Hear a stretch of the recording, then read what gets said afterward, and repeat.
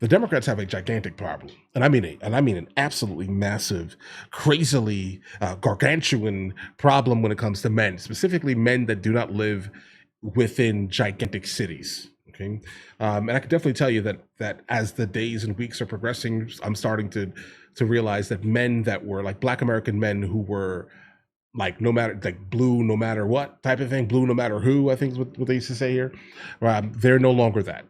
Um, like the further you push the party away from one gender and then start pushing everything exclusively that only exclusively benefits mainly women, you're going to start seeing and realizing men are not going to have much interest in it because you're not speaking to us large scale, at least, right? So either way, let's go and see where this video takes us. Apparently CNN is reacting to the Democrat favorability reaching the lowest point in decades. Guys, yeah, that's about the attitude that I'm starting to see. Yeah, in fact, there's a problem. You guys have a man problem, and specifically man outside of the big city problem, because nothing that you're saying matters. Nothing that you're saying matters, and the men that you're putting up, men don't even respect. So understand that, right? So when you start promoting men that other men do not respect generally, then how do you think we're going to care? Like, how do you think you're going to get like the men that have not just been completely neutered? How do you plan on getting those guys? How? Good luck, I guess. But either way, let's see where this video takes us, guys. This is a suggestion via channel member. Brand new CNN poll out today shows that Democrats' favorability among Americans is at its lowest point in the history of CNN's polling back to 1992. Only 28% of Americans view the Democratic Party favorably. How can you guys turn that around? I think you have to find, there'll never be a real party leader until we have a nominee for president, but we are moving into a midterms. And CNN has been covering who's motivated to show up in a midterm in the latest polling, and there's a lot of motivation there. I can go back to remember working in the 1996. Bro, if you don't take that cowboy hat off, you look foolish. Gonna be honest. I don't think you, matter of fact, let's go. Congressional elections, when we were trying to make up for just losing like 60 seats after a president's elected. Normally we do well, and I think that's what we're looking towards the future. A manicured cowboy, guys. And Brian, what do you think? I mean, it is true, 72% of Democrats and Democratic-aligned voters say they are motivated to go in the midterms. How does your party tap in to Republican enthusiasm that right now seems wanting in a lot of ways? You know, listen, I think we go back to what's always worked for us. Promises made, promises kept. As of right now, inflation is lower today than when President Trump took office. Gas prices are lower today than when President Trump took office. You know, the price of eggs are lower. So he's going to make the economic message. We just need to make sure that it extends for another year and a half so that the voters continue to feel it. But I think that's the only way is, you know, we made a promise to the American people. We've delivered on these promises, and that's what should be character. We'll see if it carries. I'm sure you have something to say about the promises made, promises kept. Look, if you talk to people right now about the big, beautiful bill that was passed and folks getting lost off of Medicare and SNAP, that by itself will be enough for me to run every midterm election I need to win. What about your concerns, if any, about MAGA being so upset about the failure to release the Epstein files and the fact that Elon Musk comes out, says Donald Trump is in the Epstein files, which I have personally no evidence of, but he did say that. And then a month later, Pam Bondi and the Justice Department put out this document saying nothing to see here, folks. And a lot of people in MAGA world, as I don't need to tell you, Tucker Carlson all the way down, are very upset about. Oh yeah, guys. Yeah. Like the hardcore MAGA people, let's call them. Yeah, absolutely. They're not happy. And I can definitely tell within my comments that people are just like, I don't care about what you're reacting to. The Epstein files. Bro, what am I supposed to, I can't give them to you. Guys, I can't give them to you. Why are you, I mean, listen, I'm like, whoa, you said they were here. You showed the binder, and now the binder was it empty? It was empty. You said it was on Pam Bondi's desk. What happened? You know, but listen, that just aided me mentally in saying, this is the reason why I don't trust anything that I see, even on CNN or Fox. I don't trust a single thing anyone says to me at all unless I can touch it. If I can't touch it, or there's not enough like absolute facts around it, it will never soak into me, right? This is why I'm not someone who cares a single bit about these files. I don't care at all. I mean, listen, we're 2 weeks into this. It doesn't seem like it's going to be stopped. I think the president has to figure out what type of valve that he can release so that some movement takes place, because the status quo is just not working within the base. Even going further, my mother, she only speaks Spanish, watches Spanish language, liberal to the extreme. She's asking me about the Epstein files and say, why isn't Donald Trump released? How do you say Epstein files in Spanish? I don't even know. Epstein files? Yeah, Epstein files. What I was going to say is midterms are only about one thing. They've always been about one thing. It's motivation, because a big group of people don't show up to vote in an off-year election. Right. Motivation right now to me is more important than popularity. I think you will find your local candidate who they'll like, who's running for Congress or a candidate, and that's the biggest difference. Is we have to keep our people motivated, and every time Epstein or even giving war or giving things to Ukraine will make them mad. Hell, they're even mad because they think that Superman is woke. There's something making their base mad every day. Do you agree with that? Listen, I think our base is happy with the progress they're making, that President Trump is making. But yeah, they are frustrated with the fact that the shine, at least for 4 years, the shine of the American spirit was harmed by Joe Biden. Whether it's their domestic policies, whether it's border policies, or anything. And so they're eager to have that restored. They see President Trump doing. They just wish more was happening. Just for the record, Superman isn't woke. It's a pretty apolitical movie. I don't know if either one of you saw it, but I'm going there this Saturday with my kid. Yeah, I took my daughter. First time she hasn't looked at her phone during a movie in her entire life. Oh, that's all. I think that's enough for me. Right? Yeah, exactly. There's no politics in it. It's just fun. Looking forward to that. Yeah, Brian Lanza, check. I don't know about that. We'll see.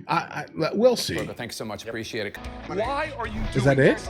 This Oh, is okay. outrageous. There's more. This is a kangaroo court. That's what we have here. What's going on here? wrong. This is us simply Cory trying Booker? to rush through one of the most controversial nominees we've had under this presidential administration. What is Donald Trump saying to you that are making you do something which is violating the decorum of this committee? Democrats Okay. walking out of a Senate Judiciary Committee meeting No and context. boycotting the vote on MrLboyd. That's President Trump's former personal attorney and now nominee for a lifetime appeals court appointment. Bovee had recently been vexed by a whistleblower complaint that alleges he said in a March meeting the Justice Department would, quote, need to consider telling the courts, F you, unquote, if they stood in the way of Trump's deportation efforts. And joining us now is a member of the Judiciary Committee, Democratic Senator Peter Welch of Vermont. Senator, thank you so much for being here. Sounds like a nothing burger, guys. You, of course, part of this today. How do you think that walking out in this instance helps the overall cause here? I'm not sure it did, because Bovee got appointed. He got the vote of the Republicans. But the reason we had to walk out is that we were shut down. The rules explicitly allow for a vote on a point of order. And Chairman Grassley, who I have a great deal of respect. Okay, guys, yeah, we definitely are moving out of the realm here of what we were talking about. This is a whole different thing. I thought this was something kind of leading into what we were talking about, but no. Sometimes I think about this here, guys, because growing up, I've kind of always kind of been all over the place with who I voted for. Always, right? I'm always in the direct middle, and then I'll figure out, okay, who has something to say, right? But when you start getting to the point where every single thing that you say is irrelevant, like the Democrat Party, and I mean irrelevant specifically to me and my family, right? If it's relevant to you, please, I beg you, do not listen to a single other, and I mean this to the depth of me. I will never tell you under any circumstance who to vote for, what to believe, none of these things. Right? I'm just giving you my opinion specifically on things. And I'm telling you, I've never said it. I've never said you better vote for this person or you're a terrible human. Bro, listen, follow literally whatever is the smartest thing for your family. Period. Right? I deal with Democrats on a daily basis, that people who are like staunch Democrats on a daily basis. My mother's Democrat, super Democrat. The majority of my family is super Democrat, right? The majority, I'd say here. Father, Republican. Right? But that makes sense because, again, I'm starting to notice. I'm starting to put things together, as I aged. Like, wait a second, hold on. Nah, bro, what do they have to offer me? Seriously, what do they really have to offer my family? Nothing. But now understand this here. If you are someone who absolutely requires what they have to offer, please, you are an American citizen. I am not telling you who to vote for, who not to vote for, none of these things. Live your best life. Do what is best for your family, regardless. Do not allow anyone else to basically dictate who you should vote for. Period. And just understand that I will do the same exact thing. I will not loan my vote out to a cause that has nothing to do with my family. I cannot. Why would I do that? Why would I do that? Right? And it just seems that like the more that the Democrats speak, the more I start to realize, right? Like nothing matters that you're saying to me or my family. Nothing does.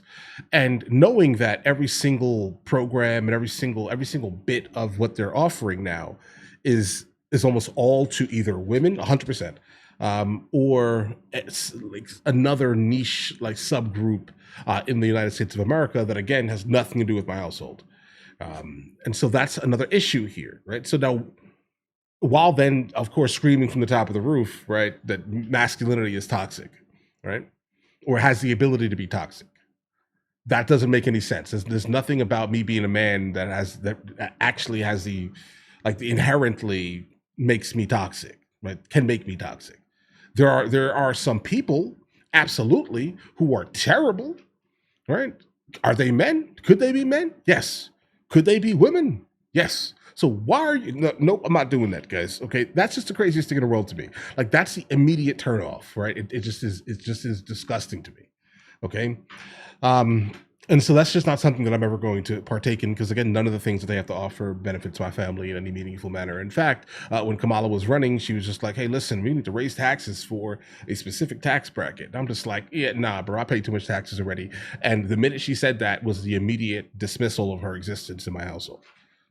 The immediate, like nothing that she said mattered when she said she was going to raise my taxes. Nope. Nope. Absolutely not, guys. I run a company, specifically a never mind. But I have a let's say I have a company. All right. And the problem with that is that yeah, my corporate taxes are going to start rising. We're not doing that.